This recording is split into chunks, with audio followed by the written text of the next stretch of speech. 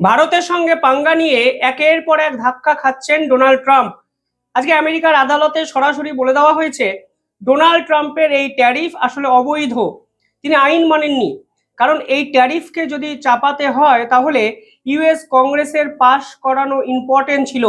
কোনো প্রেসিডেন্ট শুধুমাত্র executive order pass করিয়ে এই ধরনের ট্যারিফ কিন্তু যে কোনো দেশের উপর চাপাতে পারেন না। আমেরিকার যে ছোট ব্যবসায়ী এবং আমেরিকার বিভিন্ন রাজ্য একসাথে সংগঠিতভাবে এই আমেরিকার কোর্টে মামলা করে এবং এতে আমেরিকার যে টোটাল ব্যবসা বাণিজ্য সেক্টর এফেক্টেড হয়েছে এবং সাপ্লাই চেন সম্পূর্ণ ভেঙে গেছে, সেই রকম আর্গুমেন্টও কিন্তু আজকে আমেরিকার আদালতে করা হয়। এবং সবশেষে বিচারপতি সরাসরি বলেন, আপনি শুল্ক চাপানোর কে? আপনার তো এই এখতিয়ারই নেই। আপনি ইউএস কংগ্রেসকে ইনফর্ম করেননি এবং সেখানে ভোটাভুটিও করেননি। ফলে আপনি শুধুমাত্র এক্সিকিউটিভ অর্ডারের পাওয়ারকে এইভাবে ব্যবহার করতে পারেন না। এটা যখন আমেরিকা সিনারিও হলো, তখন প্রধানমন্ত্রী নরেন্দ্র মোদী জাপানে গেছেন এবং জাপানে তিনি এমন কিছু চুক্তি করেছেন যা একসঙ্গে ঐতিহাসিক ও নজিরবিহীন। পাশাপাশি আজকে যে আপডেট আমাদের সামনে এলো সেখানে দেখা যাচ্ছে এবার মিডিল ইস্টের একাধিক দেশ, অস্ট্রেলিয়া, তারা সকলে ভারতের সঙ্গে ট্রেড এগ্রিমেন্ট করার জন্য এই মুহূর্তে ঝাঁপিয়ে পড়লো। অর্থাৎ ডোনাল্ড ট্রাম্পের পাশ থেকে একের পর এক দেশ সরে আসছে এবং আজকে মিডিল ইস্টের বহু দেশ সরকারিভাবে জানিয়েছে তারা ভারতের সঙ্গে এগ্রিমেন্ট করতে চায় এবং তারা আগামী 5 বছর ভারতে বিপুল পরিমাণ ইনভেস্টমেন্ট করার জন্য তৈরি। সবকিছুই আলোচনা করবো আজকের এই ভিডিওতে। যারা এই চ্যানেলটি দেখছেন, ছোট্ট একটা অনুরোধ, দ্য ইন্ডিপেন্ডেন্ট নেটওয়ার্ক এই চ্যানেলটিকে একটু সাবস্ক্রাইব করবেন আমাদের এবং পাশে থাকা বেল আইকনটি ক্লিক করে পরবর্তী জিওপলিটিক্যাল ভিডিওর জন্য আপডেট সংগ্রহ করবেন। ইতিহাস থেকে বর্তমান, সময় থেকে সমাজ, দেশ থেকে বিদেশ, ইতিহাস শুধু বইতে নয়, দেখবেন ভিডিওতেও। এই নেটওয়ার্ক এখন অনেক বড়। আপনারা দেখছেন the independent network. Donald Trump তো সমস্যায় পড়েইছেন। ডোনাল্ড ট্রাম্পের বিপক্ষে এবার আদালতে একের পর এক প্রশ্ন তুললেন বিচারপতি। এই মুহূর্তে ডোনাল্ড ট্রাম্প এতটাই একা যে ইউএস পার্লামেন্ট, আমেরিকার সাধারণ নাগরিক এবং আমেরিকার আদালত, বিচার ব্যবস্থা সকলেই কিন্তু তার বিপক্ষে চলে গেছে। আমেরিকার ডেমোক্র্যাটরাও, যারা ডোনাল্ড ট্রাম্পের অত্যন্ত ঘনিষ্ঠ ছিল এক সময়, তারাও এবার ডোনাল্ড ট্রাম্পকে ছেড়ে যেতে শুরু করেছেন। ডোনাল্ড ট্রাম্প ভেবেছিলেন ভারতকে ডেড ইকোনমি বলে দিলে ভারত হয়তো আন্তর্জাতিক স্তরে একঘরে হয়ে পড়বে, ভারতে লড়ার মতো কিছু থাকবে না এবং তখন এই ভারতের বিভিন্ন নেতা মন্ত্রীরাই ডোনাল্ড ট্রাম্পের পায়ের কাছে ডাইভ দেবে। কিন্তু ঘটনাটা একটু মিসক্যালকুলেটিভ রিস্ক হয়ে গেছে। মানে মিসক্যালকুলেটিভ রিস্ক এই জন্যই হয়েছে কারণ তারা আগাম অনুমানই করেনি যে ভারত শুধুমাত্র চুপ করে থেকে ভালো সম্পর্ক রাখতে চায় বলে ভারত দুর্বল নয়। ভারত কিন্তু অনেক বেশি শক্তিশালী এবং সেই শক্তির ধারণা আমেরিকার কাছে নেই, তা কিন্তু এখন তারা পরিষ্কার বুঝতে পারছে। আজকে অস্ট্রেলিয়ার পক্ষ থেকে একটা স্টেটমেন্ট এসছে। অস্ট্রেলিয়ার ট্রেড মিনিস্টার ডন ট্যারেল তিনি কি বলেছেন? তিনি বলেছেন, আমরা ডোনাল্ড ট্রাম্পের এই ট্যারিফ চাপানোকে সমর্থন করছি না। এই ট্যারিফ যদি অস্ট্রেলিয়ার উপরে চাপাতো তাহলেও আমরা যে কথা বলতাম, আজকে ভারতের উপরে এই ট্যারিফ চাপানোর পরেও আমরা সেই কথাই বলছি। ভারতের ইকোনমি ডেড নয়। তারা স্পষ্ট বলেছে ডোনাল্ড ট্রাম্প এই ডেড ইকোনমি বলে আলটিমেটলি ভুল করেছেন। ভারতের ইকোনমি হলো ওয়ার্ল্ড লার্জেস্ট ইকোনমি। অর্থাৎ ভারতের এই অর্থনৈতিক বৃদ্ধিকে আপনাকে রেসপেক্ট করতে হবে এবং আমরা এই জন্যই ভারতের সঙ্গে ভবিষ্যতেও ব্যবসা বাণিজ্য করব এবং ভারতে বিপুল পরিমাণে ইনভেস্ট করার জন্য এই মুহূর্তে অস্ট্রেলিয়া তৈরি। স্টেটমেন্ট কে বলেছেন? অস্ট্রেলিয়ার ট্রেড মিনিস্টার বলেছেন, অর্থাৎ ব্যবসায়ী যে কন্ট্রোলার তিনি বলেছেন। অর্থাৎ এটা হলো অস্ট্রেলিয়া সরকারের অফিসিয়াল একদম তথ্য। এই মুহূর্তে অস্ট্রেলিয়ার সঙ্গে ভারতের যে চুক্তি আছে সেটাকেও আপগ্রেড করতে চাইছে অস্ট্রেলিয়া। ভারতের সঙ্গে 3 বছর আগে 29শে ডিসেম্বর 2022-এ অস্ট্রেলিয়ার একটি ইসিটিএ হয়, অর্থাৎ প্রাইমারি ছোটখাটো একটা ট্রেড এগ্রিমেন্ট। সেটা ভারতের সঙ্গে কিন্তু অস্ট্রেলিয়ার হয়েছিল 3 বছর আগে।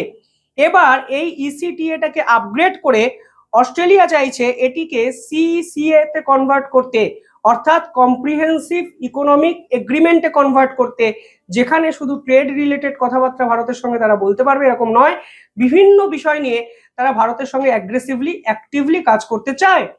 এটাই তো ভারতের সব থেকে বড় নৈতিক জয়। কি নৈতিক জয়? যে এই ডোনাল্ড ট্রাম্প ভারতকে স্যাংশন লাগিয়ে আলাদা করতে চেয়েছিলেন। ডোনাল্ড ট্রাম্প শুধুমাত্র তার ইগোকে স্যাটিসফাই করার জন্য ভারতের সঙ্গে এই ধরনের বৈষম্যমূলক আচরণ করেছেন, আজকে আন্তর্জাতিক স্তর সব দেশ কিন্তু বুঝতে পারতে শুরু করেছে। এখানে অস্ট্রেলিয়া বলেছে আমরা ভারতের সঙ্গে ব্যবসা বাণিজ্য নিয়ে কথা বলবো, গুডস নিয়ে কথা বলবো, মালপত্র নিয়ে কথা বলবো, সার্ভিসেস নিয়ে কথা বলবো, মোবিলিটি নিয়ে কথা বলবো এবং ডিজিটাল ট্রেডকে নিয়ে একাধিক ক্ষেত্রে সম্পর্ক আরো বৃদ্ধি করব, যেন ভারত এবং অস্ট্রেলিয়া আগামী 5 বছর শক্তিশালী ব্যবসায়ী সংগঠন হিসাবে আন্তর্জাতিক স্তরে আত্মপ্রকাশ করে।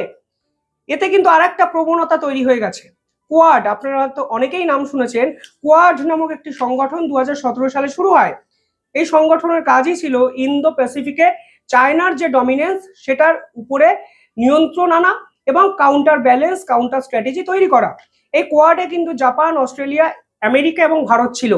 এবার অস্ট্রেলিয়া ভারতের দিকে, জাপান ভারতের দিকে, আমেরিকা কিন্তু সম্পূর্ণ ভিন্ন মেরুতে চলে গেছে।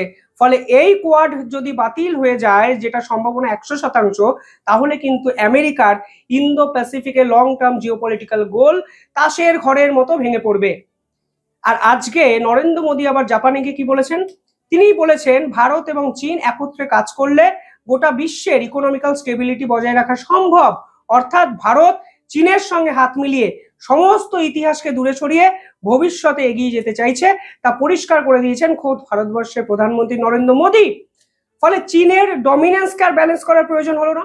ইন্দো প্যাসিফিকে চীনের ডমিনেন্সকে শেষ করারও আর গুরুত্ব সেরকম ভারতের উপর থাকলো না। ফলে আমেরিকা তো নিজের পায়ে নিজে কুড়ুলটি মারলেন, ডিপ্লোম্যাটিক স্তরেও মারলো, ট্রেড রিলেটেড এই সকল কাণ্ড কারখানা করে তাদের ইকোনমিক্যাল সেক্টরেও কিন্তু আজকে ছুরিটি মেরে দিয়েছেন ডোনাল্ড ট্রাম্প। তা হয়তো অস্ট্রেলিয়ার এই স্টেটমেন্টে পরিষ্কার হয়ে গেল ফের একবার। পাশাপাশি তিনি বলেছেন ভারত এবং আমেরিকার এই রকম সম্পর্কে অস্ট্রেলিয়ার সঙ্গে কোনো সম্পর্ক খারাপ হবে না। অর্থাৎ ইসরায়েল যা বলেছিল অস্ট্রেলিয়াও সেটা বলেছে। উল্টে অস্ট্রেলিয়া বলছে আমরা রেয়ার আর্থ মিনারেলস নিয়ে ভারতের সঙ্গে কাজ করব এবং কিছু ক্ষেত্রে ট্যারিফ কিভাবে কম করা যায় এই নিয়ে দুই দেশ কথাবার্তা বলবে। এটাই তো ডিপ্লোমেসির স্টেপ, যে আলোচনা করো, কথাবার্তা বলো এবং একটা সলিউশন বার করো। আমার একটা দেশকে পছন্দ নয় বলে 21 শতকে তার উপরে আমি ট্যারিফ চাপিয়ে দিলাম যেন তার অর্থনীতি ভেঙে যায়, এটা কি এই যুগের ডিপ্লোমেসি হতে পারে? ইতিহাসে হতে পারে। কোনো রাজার মনে হলো তাকে ফাঁসিতে ঝুলিয়ে দাও, ঝুলিয়ে দিল। ফলে এই ধরনের স্বৈরাচারী অ্যাটিচিউড 21 শতকে কোনোদিন অ্যাকসেপ্টেবল নয়। তা বিশ্বের সমস্ত দেশ বুঝতে পারছেন, শুধু ডোনাল্ড ট্রাম্প বুঝতে পারছেন না। আসলে এটা ডোনাল্ড ট্রাম্পেরই দৈন্যদশাকে রিফ্লেক্ট করছে, ভারত অস্ট্রেলিয়ার কিছু করছে না, এটা বুঝুন আপনারা। পাশাপাশি এই কথাবার্তা যখন হয়েছে তখন কাতারের পক্ষ থেকে একটি স্টেটমেন্ট এসছে, অর্থাৎ মিডিল ইস্টে বা সিনে ঢুকে গেল। তারা বলছেন আমরা ভারতের সঙ্গে ফ্রি ট্রেড এগ্রিমেন্ট করতে চাই। আমরা অলরেডি বলেছি ভারতে আমরা $10 বিলিয়ন ইনভেস্ট করব, আমরা সেই ইনভেস্টমেন্ট বাড়াবো। এবং আপনারা অনেকেই জানেন যে ভারত এবং ওমানের চুক্তি প্রায় শেষ হয়ে গেছে, শুধুমাত্র কিছু জিনিসে আটকে আছে, কারণ এই পুরো এগ্রিমেন্টটা উর্দুতে কনভার্ট করা হচ্ছে, ট্রান্সলেট করা হচ্ছে, এই রকম কিছু অফিসিয়াল কাজকর্মে আটকে গেছে, কিন্তু বাকিটা কিন্তু হয়ে আছে। ফলে কাতার বললো আমরা ভারতের সঙ্গে ফ্রি ট্রেড এগ্রিমেন্ট করতে চাই এবং 1 মাসের মধ্যে এটা করব। বাহরিন আজকে স্টেটমেন্ট দিয়েছে আমরা ভারতের সঙ্গে আরো বেশি ব্যবসা বাণিজ্য করতে চাই। অর্থাৎ এতদিন ছিল 7-8টা দেশ, এবার ভারতের একটা জাপান সফর 15 থেকে 20টা দেশ ভারতের সঙ্গে আছে, এটা কিন্তু প্রকাশ করে দিল।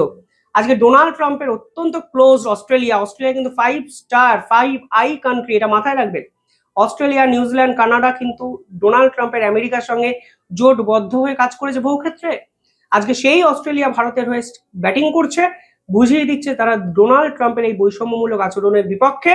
এবং যখন অস্ট্রেলিয়ায় কথা বলছে তখন প্রধানমন্ত্রী জাপানে আছেন, কালকে তিনি চীন যাবেন এবং মিডল ইস্টের একাধিক দেশ এবার মুখ খুলতে শুরু করে দিয়েছে এবং আন্তর্জাতিক স্তর বুঝতে শুরু করে দিয়েছে ভারতই ভবিষ্যৎ, ভারত ছাড়া তারা আর কিচ্ছু দেখতে পাচ্ছেন না। যাই হোক, কমেন্টে জানাবেন আপনারা কিভাবে দেখছেন পুরো বিষয়টি। ধন্যবাদ।